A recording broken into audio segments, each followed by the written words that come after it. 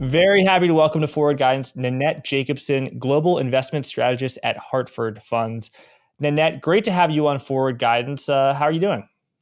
I'm doing great, Jack. Really happy to be here. Thank you for inviting me.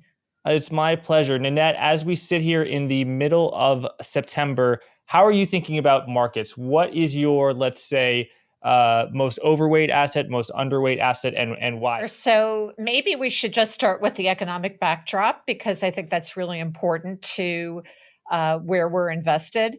And the backdrop is that growth, as everybody knows, has been way more resilient than anybody expected this year. And inflation has been resilient too.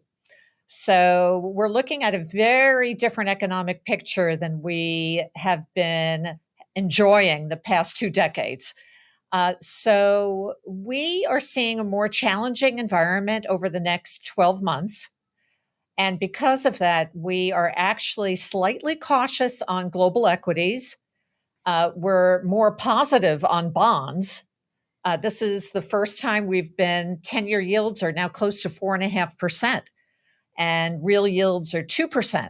So just a much more attractive picture for bond returns. And I'll pause there. So basically, overweight bonds versus equities. Not a lot, but definitely a little bit cautious over the next 12 months. A little bit cautious. And when you say a little bit cautious, how cautious relative to how your level of caution and or attitude to take risk during your career is a little bit cautious? Well, I think a little bit cautious is not as cautious as we were last year. So, Hmm. we were more underweight global equities than we are now.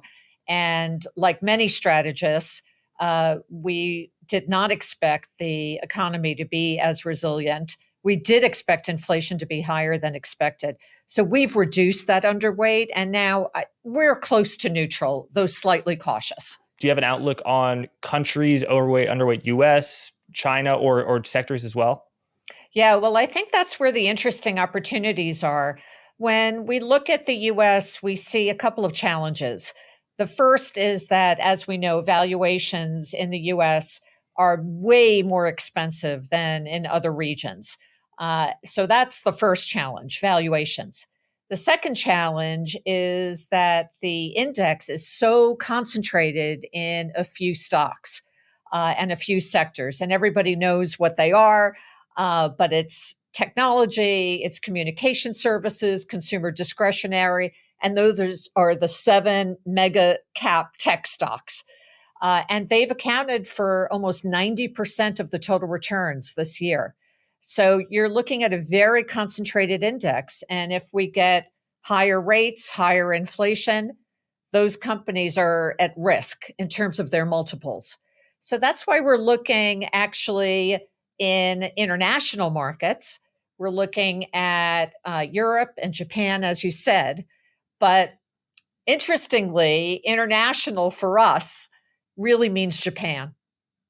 And Japan has been left for dead over the past 2 decades. And now it's been the stealth performer.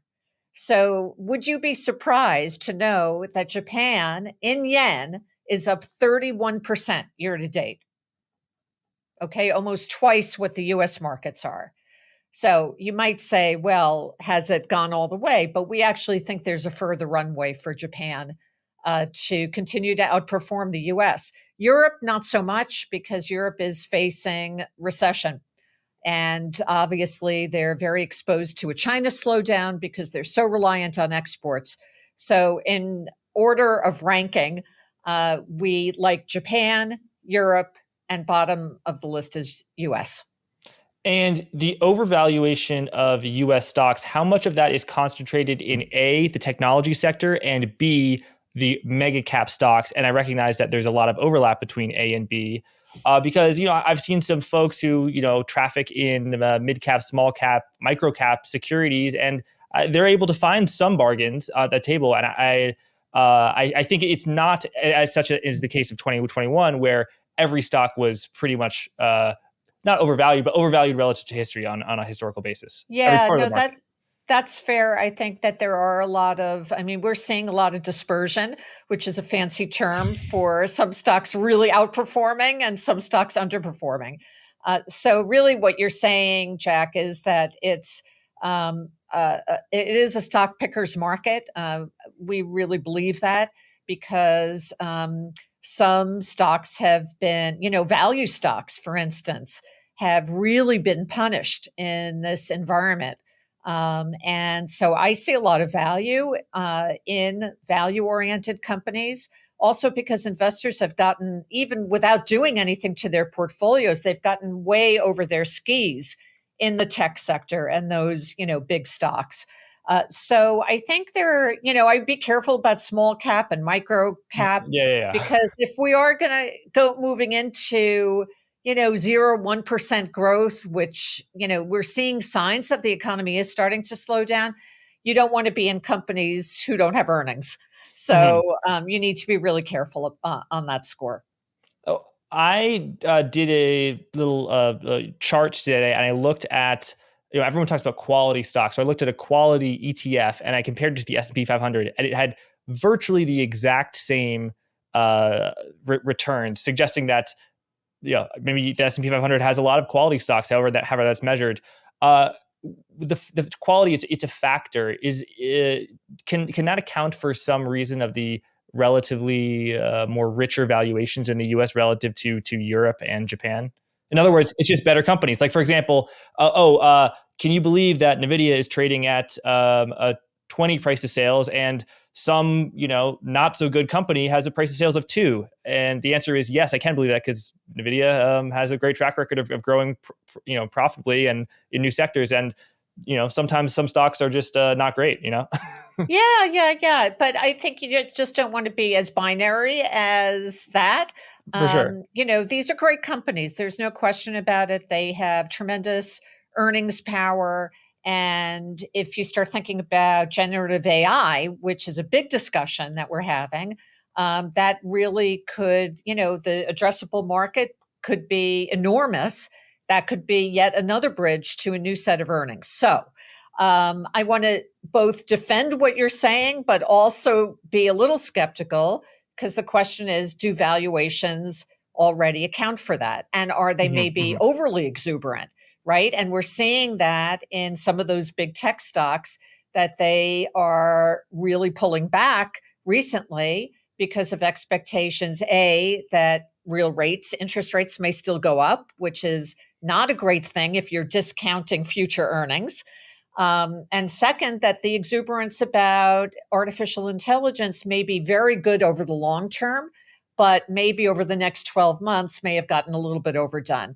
And remember, we're looking at, PE, 12-month forward PEs of 30 times, 35 times, Hmm. nothing like the tech bubble, but still very, I would say, inflated relative to the rest of the market. And there's certainly good companies with good business models outside of tech, Hmm. right? So, and that's what, as a firm and as analysts, we're looking for those jewels or diamonds in the rough that are not being considered fairly and are just being swept up, thrown out baby with the bathwater, and really being overly discounted. And so, what is an example, whether it's a sector or country, of diamonds in the rough? And maybe I'll also ask you about financials, where you had a very interesting piece, I believe came out only a few days after Silicon Valley Bank failed on March 10th. Maybe you had a lot of very interesting thoughts about the banks. And I'm curious how, over 6 months later, how have your thoughts about the banks, both what it says about the economy, liquidity, credit creation, but also just, the sector and bank stocks? Yeah. So I'm glad you asked me that because, again, it seems like what eons ago that It we were does. in March It and really we does. had like a little banking crisis. So, here we are, and financials have certainly underperformed the overall stock market.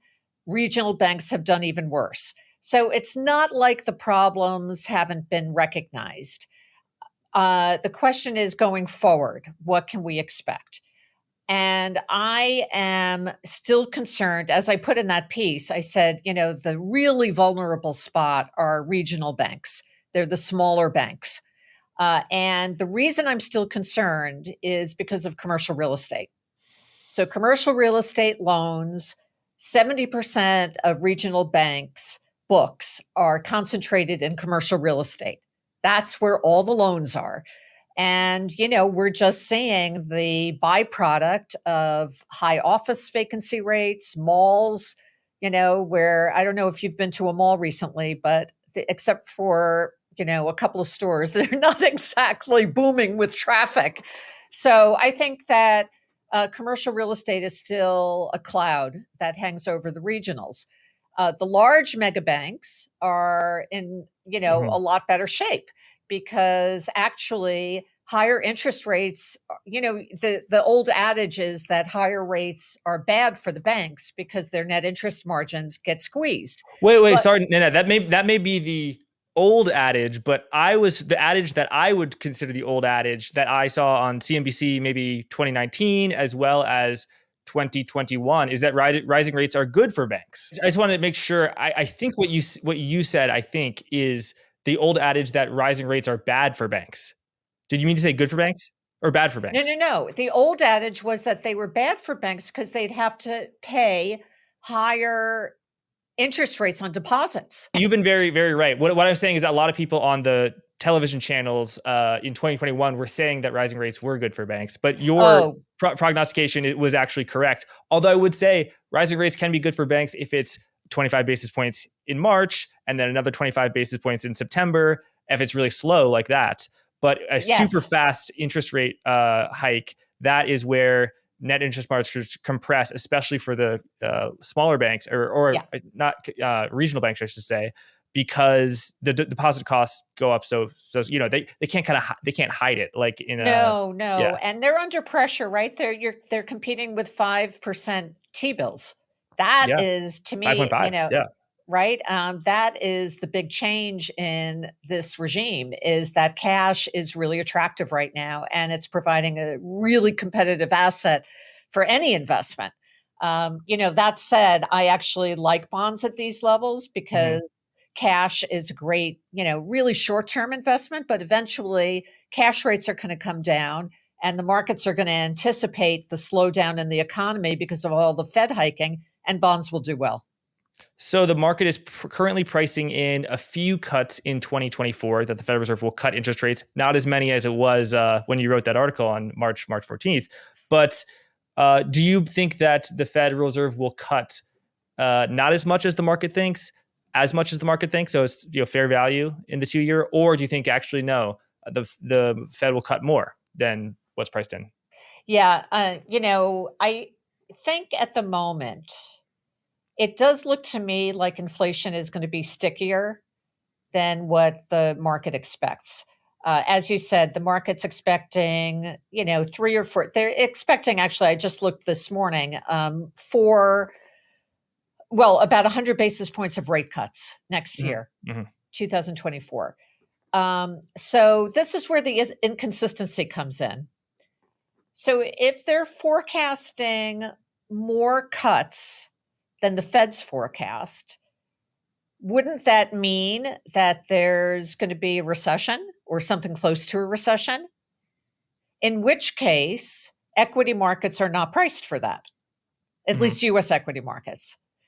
Or the market is wrong, as you say, because inflation stays stickier and the Fed is going to be more dogmatic about getting inflation down. And so they're going to have to hike more. And in that case, equities are mispriced too, Yeah. because then the Fed is risking more of a hard landing because they over tighten. Right. Or because inflation is high, interest rates are high, discount factor, stuff like that. Yeah, exactly. Right, right. So I think it's going to be very tricky. The Fed hasn't been tested yet because the unemployment rate is so low, consumer Mhm. spending is just humming along. And, we're entering a period in 2024 when the unemployment rate's going to go up. And then the question, that's when the Fed's going to be tested. How dogmatic will they be about getting inflation down to 2%? Or will 2.3 or 2.4, will that be good enough? I mean, 2.4, that sounds pretty close to 2% for me. But the price of oil, I mean, Brent is close to $95. It's close to $100 again, just like that. So when you say you think inflation will be stickier than the Fed expects or the market expects, and what do you mean? And if inflation is stickier and the Federal Reserve hikes more, how is that an environment in which you'd want to be overweight bonds? Inflation being stickier is what our call is. And that's because you've got labor shortages. That is more of a structural issue because of demographics, because our immigration policy is tighter than it had been in past years. And you've also got an energy transition that is putting a lot of pressure on commodities that are going to be needed for that transition. And we can get into that. But copper is one thing where demand is far outstripping supply, and copper is the metal of electrification. That's how you get the energy transition.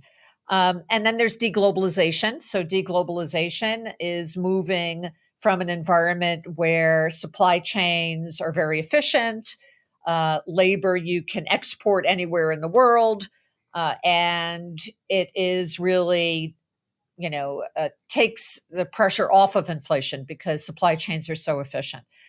Now, because of national security reasons, trade tensions, et cetera, reshoring means that, supply chains are not going to be as efficient. So that's also a pressure.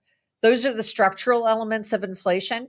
Now, that is the really killer question. So why do you like bonds? Yeah. And it's fair, but I've looked at the past 6 tightening cycles. And even if you are early in investing in bonds, you are still going to be better off. And that's because the market always anticipates, even if they anticipate a year in advance, the market always anticipates the transition from hiking to easing. So the reason I like bonds is A, there's a good chance you're going to get that capital appreciation. Number 2, it's a really decent yield. And number 3, let's not forget about diversification. And diversification is the only free lunch in investing. And I still believe that bonds will provide that diversification if equities sell off. Okay, so you do think the Federal Reserve will cut eventually. So even though inflation will prove sticky for 6 months, a year, because I mean, if you have you did say it was a secular case. I mean, 5 years inflation being high, that could mean that the new let's say what's it called neutral rate is 5.5%. So we don't move at all, and the 2-year is as lower than that. The 10 years lower than that. So there will be capital depreciation as the cuts that are priced in just don't come to fruition. No, I hear what you're saying, Jack, but I still think that markets are not status quo. Mm-hmm. So if inflation proves stickier, the Fed is going to have to do more. And there's going to be some tipping point at which the Fed does too much and the economy responds, maybe with a lag, but eventually the economy is going to slow down because that's the only way you can get inflation down. Got it. So you're convinced that there will be a cutting cycle, that will be a slowdown, if not a recession, that will be caused by higher rates. So this secular inflation, it's more in the backdrop. Right. Got it. That makes sense. Do you have any views within the fixed income world? So I guess you want to go longer out in the curve, 5-year rather than 2-year, 10-year rather than 5-year. But do you have any views on like corporate bonds or agency mortgage-backed securities, which I hear are exceptionally cheap on a historical basis because Bank of America bought $500 billion of them, and now a lot of banks are feeling the pain. I mean, Silicon Valley Bank owned, I think over $100 billion of them. Yeah, yeah. Or corporate credit. Bank loans, stuff like that. Yeah. So I do like spread assets, particularly in the high quality area. So corporate bonds, I mean, spreads aren't fabulous, but Hmm. again, on an all-in yield basis, we're talking, 150 basis points over treasuries. So you're starting to talk about, 6.5% all-in yields. It's pretty attractive. And again, when I looked at the perfect portfolio in past hiking cycles, it turned out that first, what you want to do is position in a slightly longer treasuries, exactly what you said, Jack. And then you want to flip into corporate bonds because that higher income. And then once you start the easing cycle, then corporate bonds actually do better in that environment. So it's, they definitely add to the mosaic. Mortgage-backed securities also, as you said, they look pretty attractive. I think they're, almost 200 basis points over treasuries, 2 percentage points. So, mortgages are all based on how volatile an environment we have, because the investor is short an option, and that's that prepayment option. So, I think that probably uh, a diversified portfolio of some high quality spread assets, corporate bonds, mortgage backed securities, even in the structured credit arena. These are non agency mortgages. So I think you can build a pretty attractive portfolio and earn some extra yield in those assets. Got it. Returning to the bank. So you say you felt pretty good about the large cap, globally systemically important banks, J.P. Morgan, for example. But you didn't like the regional banks. Did I have that right? Yes, Yeah. prefer mega cap banks to regional banks. What's your highest conviction view in the equity world that's a long? Because I'm talking to a lot of people that are quite bearish and or cautious. So good to get some long ideas out there. I would say from a sectoral standpoint, I like commodity oriented sectors. So in the mining sector, and that really gives you some inflation protection, and it gives you exposure to the raw materials that are going to be in very high demand and very extreme shortages. So I like the mining companies. I like healthcare. Hmm. Healthcare has been discounted quite a bit, and I think there are some bright spots there at much cheaper valuations, just given the innovation that we're seeing in that part of the market.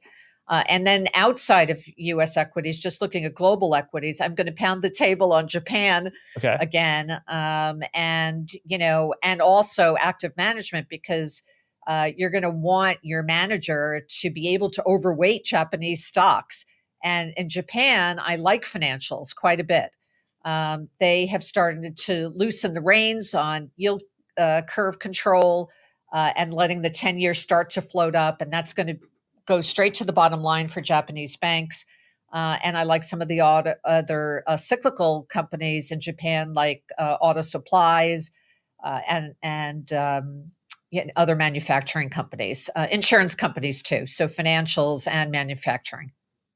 So do you think they'll stop yield curve control before they would ever raise short-term rates? So you would have a positively sloping yield curve? Yeah, so they already took the first step in allowing the 10-year to float to 50 basis points. And the question is, is the BOJ going to hike next, or will they do more yield curve control? I don't know, Jack. That's a bit of I think it's really, there's a lot of uncertainty around that. Yeah, it's way over my head. Yeah, whatever the policymakers do is going to be very gradual. So that's the other reason, Japan is so unique because they've suffered from 20 years of deflation. So to find a country that actually is cheering inflation Yep. is a really different calculus. Valuations are cheaper. And then there's this whole new religion in the corporate market about having better corporate governance, returning more capital to shareholders, paying dividends. So the benefit to shareholders and capital returns is just that incremental change is really benefiting Japan. And I know some of my colleagues like roll their eyes when I say Japan, but Oh, why do they roll their eyes? Just because it's been so long?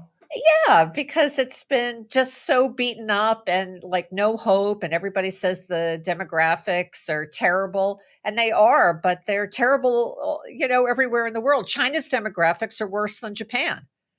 Yeah, in terms of there right now, there are a lot more old people, but it's about the rate of change and the aging. Let's talk Absolutely. about China. The country, the market, the stock market that has destroyed more investor returns, particularly hedge fund returns, than any country in the world, bar none. It looked cheap when it was down 40%. Then when it went down 10% more, it looked cheap. Down 60%, down 70% looked cheap, and I think that's where we are. I mean, down 70% based on what index you use, 50 to 70%. The real estate market experiencing some severe deterioration there. The stocks are cheap. Are they cheap for a reason? What do you think? Yeah, I do think they're cheap for a reason. But you also can't ignore a 1.4 billion dollar 1.4 billion population. Mm-hmm. So how do you navigate that? We think that China is problematic from a structural standpoint. You've got this, terrible property market, which accounted for 25% of Chinese GDP. And, what is the government going to do to revive that? Well, they're really boxed in because they're not going to pour money into a sector that got overextended, right? So the whole question of what kind of stimulus is going to revive China, I think, is misplaced. The other, concept that's been floated is that stimulus should go straight to the consumer. Mm-hmm. But anyone following President Xi and Beijing knows that the government really looks askance at what they term as welfareism. So they do not want to follow the Western model of giving consumers, stimulus. So that's not going to happen. So the question is, how do you take advantage, though, of this enormous population that certainly has tremendous buying power? Well, we're looking at Europe, the United States, companies that whose growth plans are very much based in China.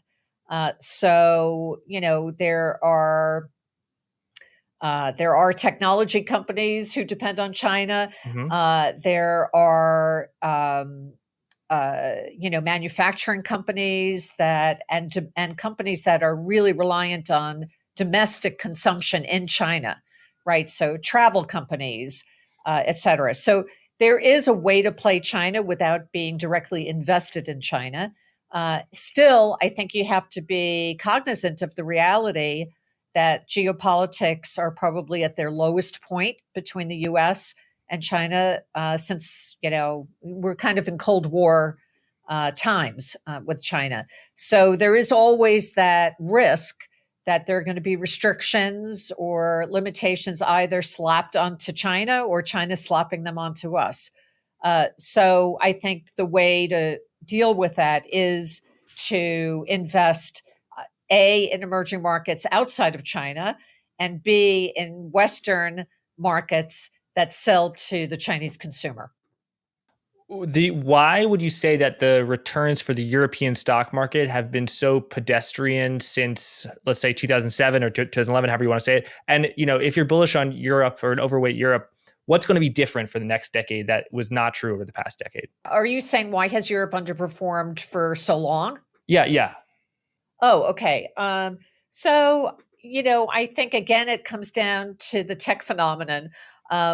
Short of last year in 2022, technology, quality, growth, since the financial crisis, that is what every investor has wanted. They've wanted growth when there has been very little growth.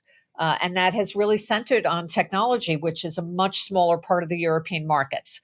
So that's the short answer. Mm-hmm. Going forward, I do think valuations look interesting, and the whole energy transition. Europe is a better setup for companies that are involved in the energy transition.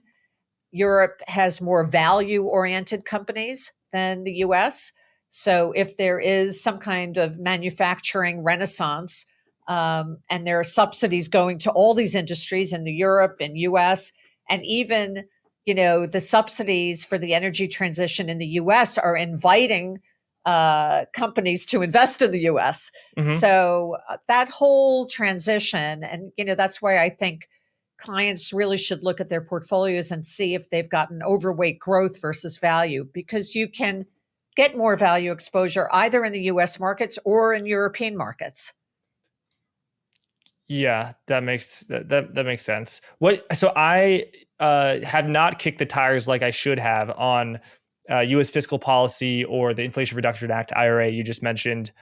How do you think that impacts things? I mean, there are people who think it's going to be such a big difference that the idea of there going to be a recession is just kind of off the table because the U.S. government is printing so much money. I mean, people take it that far. Other people say, no way. The old playbook is still in play. What do you think about that, as well as investment opportunities within the U.S., manufacturing, other types of stuff that are much more attractive than they would be because of the Inflation Reduction Act or other fiscal boom programs?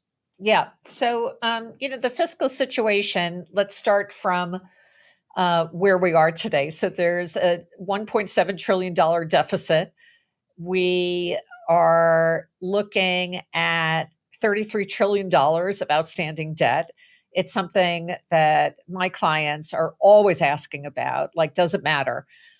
Because as long as my career, it has not mattered, because the US still has great companies, great innovation. And the question is, will there be any kind of day of reckoning? And I think that, we're facing a tense time in Congress because the government could shut down if we can't pass legislation. And so, politics are fraught right now. So, what can we expect from the spending? I highlight that just because the Inflation Reduction Act, notwithstanding maybe the misleading name, could be inflationary, and it could be really scaled back by Republicans who really want to reduce that, because it does add to the deficit. It does add to outstanding debt. It could be scaled back. It couldn't be changed. It's not sort of sealed in stone. Yeah, no, there are still things that the Biden administration is looking for that are under negotiation. So yes, it could be $1 trillion, but it could be less. That said, there is something happening, and there is a lot of money going toward the manufacturing sector. And I think part of this is in response to a manufacturing sector that's been in decline for the past, 2 decades.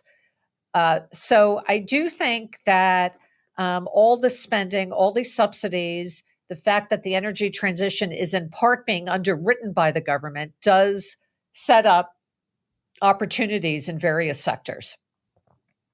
So broadly speaking, it would be in value-oriented sectors. Quality value is what you want to look for, right? Not the stuff that's cheap for a reason, but the stuff that's cheap where you've got good management, you've got, healthy balance sheets and a business model that can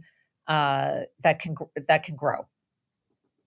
Second, you want to look at certain sectors that, again, have been really diminished by the exuberance over technology and technology-related companies. And that's the capital goods sector. So, part of the act is going to build chip factories. Well, to build chip factories, you need electrical designs, you need automation, you need all kinds of hardware, software to build what we're calling a smart factory. That really puts a new dimension on a part of the market that, has been viewed as pretty stagnant. Those are the kinds of things that we're looking for. It's amazing how much spending has been happening in the U.S. for manufacturing construction. I mean, building new factories, electrical, transportation, chemical factory. I mean, it's close. I'm just looking at the statistics. It's actually this year it's been running at nearly twice what the average is from 2005 to 2022. So I think there's a boom happening in the manufacturing sector that has totally gone over my head, that I'm only sort of becoming dimly aware of. Many other people have called it out years before I have. But yeah, I mean, do you think this will be a different environment, one in which manufacturing companies, industrial companies, construction companies will do much better than the so-called very high profit margin technology companies that sort of dominate the index? Yeah, again, I don't want to be so black and white about it, that value is going to outperform growth. But I just think that portfolios, when I talk to clients, they have gotten so underweight value. That's my Mm-hmm. concern. I just want balance. I Mm-hmm. want clients to take a look and see how much weight they have in consumer discretionary, telecommunication services, and IT, right? Those are the three sectors that comprise the 7 mega cap tech stocks. And just say, okay, I've done great. Let me take some profits and move that into this new theme, which really is about energy transition, uh, government subsidies, manufacturing, the areas of the market that have really not done well, and where there's a ton of capital investment going into that. And it is really could cause a renaissance in that part of the market where manufacturing contributes a lot more to the economy than it has in the past.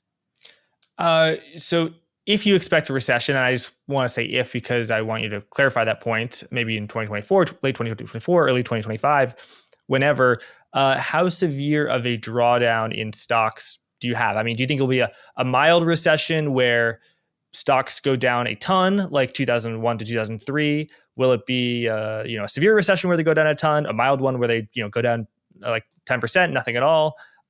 What's sort of your outlook on, I guess, the sort of broad index, and why? Yeah. Yeah. So again, our investment horizon is 12 months. And we have been just upgrading our economic view, adjusting to consumer spending and the news that's coming in, and Fed policy getting closer to the end than being at the beginning. So our base case is it's a close call on a recession, but we're not outright calling for a recession. Yeah. We had been, and we've just gotten more optimistic about recession. If there were to be a recession, we think it would be mild. That's why we still are slightly cautious on equities versus bonds, because it is a close call and valuations are expensive. So, kind of the market is pricing in much more confidence in a soft landing. And that's where we would argue is not such a sure thing, given the fact that the economy seems to be slowing down. The Fed is not done, and they could soften the economy more. And in that kind of environment, equities could go down. I would put probably, based on where multiples are, equities could go down, I don't know, around 10%, let's say 5 to 10%, something like that. Probably not 20%. Mm. What are some of the costliest mistakes that you think individual investors make with their own retirement money or savings? Well, right now, I do think it's holding too much cash. I think, implicitly, investors are saying, I can time the market. Mm-hmm. Implicitly, they're saying, oh, I can make, 5.5%, 5.25%, and know exactly when to get back into bonds or get back into equities. and make higher returns than that. And, I just don't think we're that good. so, so I think it would be, I think you have to, as beautiful a thing as cash at 5.5% is, you have to start making moves into becoming more fully invested. And that means getting into equities, international equities, bonds, and biting that bullet, even if it means costing you, even if you're a little early. Because the most dreadful mistake is what people did in the financial crisis is even if you got out in time for the negative Yep. returns, you did not get back in Yep. when the market soared. And that left people a lot poorer. I totally see what you mean about stocks. People over allocate to cash because there's going to be a recession, because stocks are going to crash, and then they either don't crash, in which they lost out on the rally, or they do crash and they actually, for a brief time, drastically outperform the market and most investment professionals. But then, as you say, they don't get back in. But when it comes to bonds, with an inverted yield curve, wouldn't someone buying bonds now, rather than cash, purely sticking, wouldn't they be the ones who are sort of timing the market and thinking that the Federal Reserve is going to cut more than the market is pricing in? Yeah, no, I mean, I think the yield curve could stay inverted for a long time, at least with my 12-month horizon. So again, I don't see the yield curve going back to a normal shape for a very long time. Mm-hmm. Because the Fed is going to have to be, more vigilant, more hawkish than they've had to be. And then, yeah, there'll be some correction, but maybe we get to, maybe the yield curve reshapes to a flat yield curve. But again, Jack, the analysis shows that you're compounding. When you buy bonds at 4.25% or 4.5%, you're getting that coupon. You're compounding the growth in that coupon. Right? Maybe you'll miss out on the capital appreciation, but you're going to still have the compounded growth, and you're still going to have the diversification benefit of bonds relative to cash. Okay, so the diversification point makes sense, but what do you mean about compounding the coupon? Isn't it the same thing also true about compounding the 5.5% in the money market fund? And then also we can put up some charts from these, your great piece, which you really do have some exceptional charts showing that at the starting point of the last interest rate hike, which maybe November 1st is the last interest rate hike. The Fed's probably not going to hike on September 20th. But when you have U.S. long Treasury bonds outperforming cash, doesn't that almost by definition mean that the Federal Reserve cuts, because that's why U.S. Treasury bonds do so well? Yeah, no, it doesn't mean that.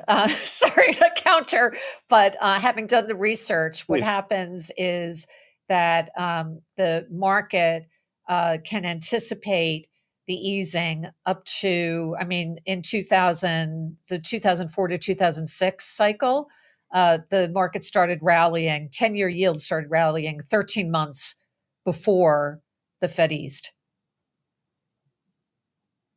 So you don't need easing for bonds to win. But you need eventual easing. Eventually, yeah. Yeah.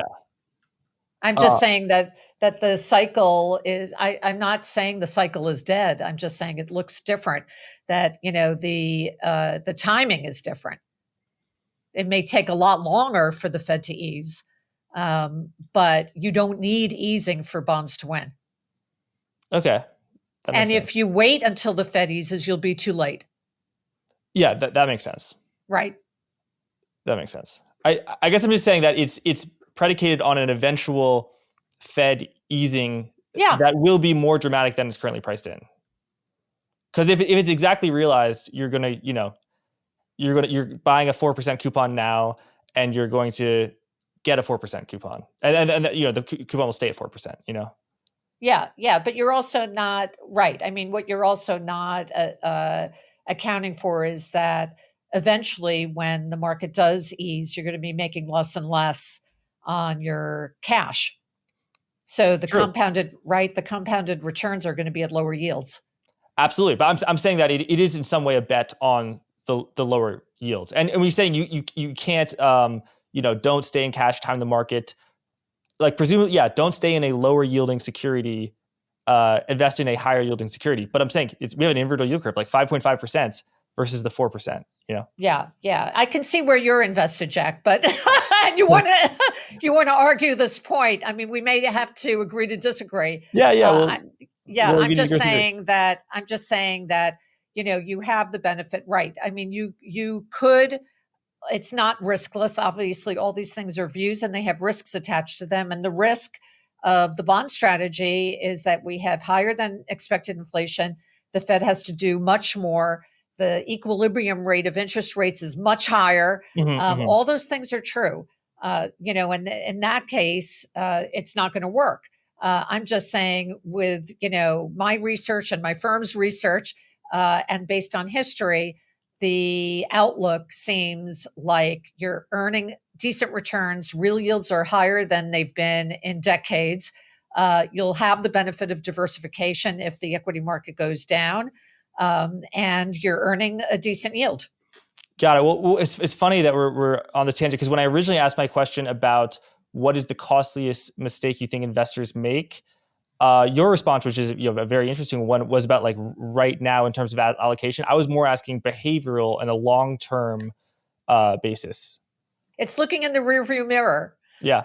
It's looking at what has returned the most and saying, oh, that's, and extrapolating that for the next 3 years.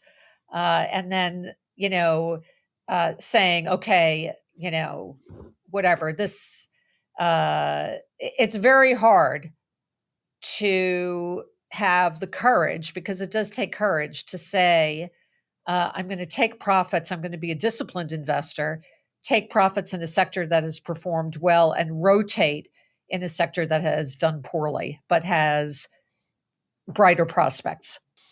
Got it. So if you said the earlier in our conversation that so much, I mean, maybe you said 90% of the rally is due to the big tech stocks, and some percentage of that rally, it sounds like you think is unjustified, that these companies are overvalued. Would you say that this rally is somewhat unjustified in the entire market? Yeah. Just because technology is so dominating the indexes. And if you look at, I always look at the equal weighted index relative to the market weighted index. And, the market weighted index has so far surpassed the equal weighted index, right? Because if you look at an equal weighted basis, the market's not nearly has it racked the kind of gains, of 18% or so. So I think that because of that concentration, it is really just overwhelming the broad index numbers and year-to-date returns.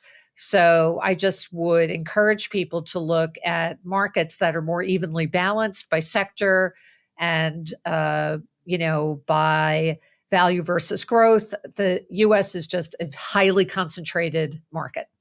Yeah, I was actually looking at the, I think, ACWI MSCI World Index, and I was surprised to see that over 60% of it is the United States. Is that just because the U.S. has been outperforming pretty much all other markets for over a decade, and it's not rebalancing? So it's kind of, I think it's only, your favorite, Japan's only 5% or something like that, and that's the second most favorite one. And I guess that's leads to another shot, which is, do you rebalance and kind of the stuff that's been winning, you sell that to buy the stuff that hasn't been winning or not winning, but winning as much? Or is the strategy of you've got to water your flowers and pick out your weeds? And maybe that's why S&P 500 does so well, is because Apple, the market didn't sell Apple as it was going up. It just allowed it to be balanced relative to performance. Yeah, I think that the high weight in the U.S. has always been a feature of the ACWI and global indices. It's just a bigger market, right? It's all market cap weighted. So, and the US has the biggest market. So that dominates. The fact that you've had so much capital appreciation in the US market over the past 10 years is another reason why that's grown as a percentage. And I'm a believer in rebalancing because, again, it's a matter of uh, does the past experience completely replicate in future years? And, at my heart, I rather pick up bargains than keep investing in expensive things and hoping they get more expensive. So, again, going back to my first statement, um, I think that the economy has been very resilient. It will eventually slow down. Um, Real rates are going to be on the high side, which is a headwind for that very concentrated part of the U.S. market.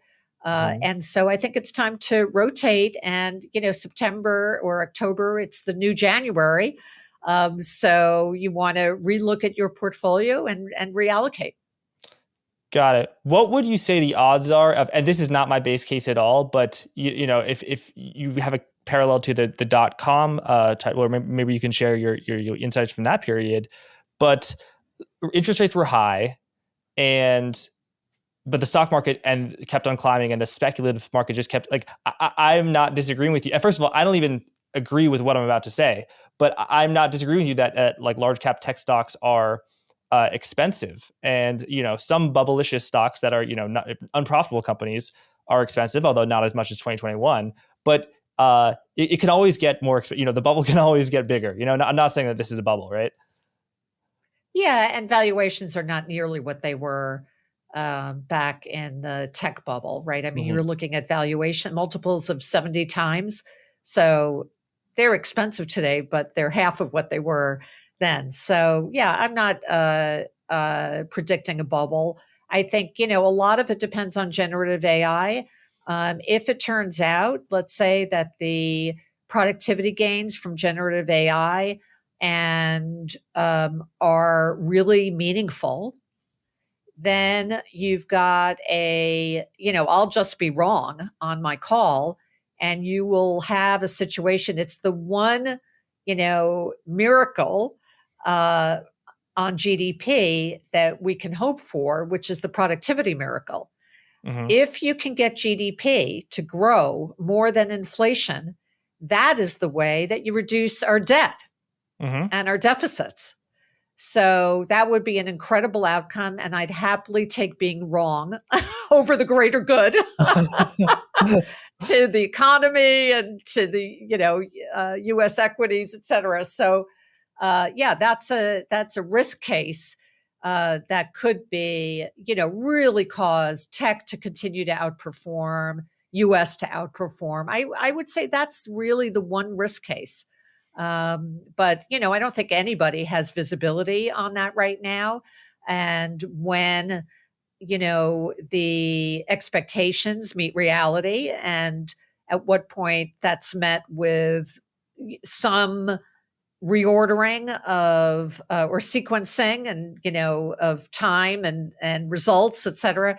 So I think that's still very conceptual at this point, but that would be a case where you could see the U.S. economy and markets far surpass other areas.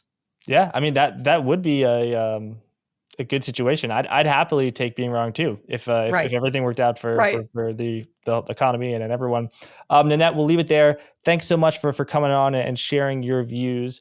Where, if people want to learn more about your work at Hartford Funds, where can people find that? Yeah. So it's hartfordfunds.com. There's a tab for insights, and all my work is there. And I publish a monthly commentary. And I think that gets reposted on LinkedIn. So all my followers can find it there, or, also Hartford Funds LinkedIn. There you go. Thanks again, Nanette, and thanks everyone for watching. My pleasure. Thank you, Jack.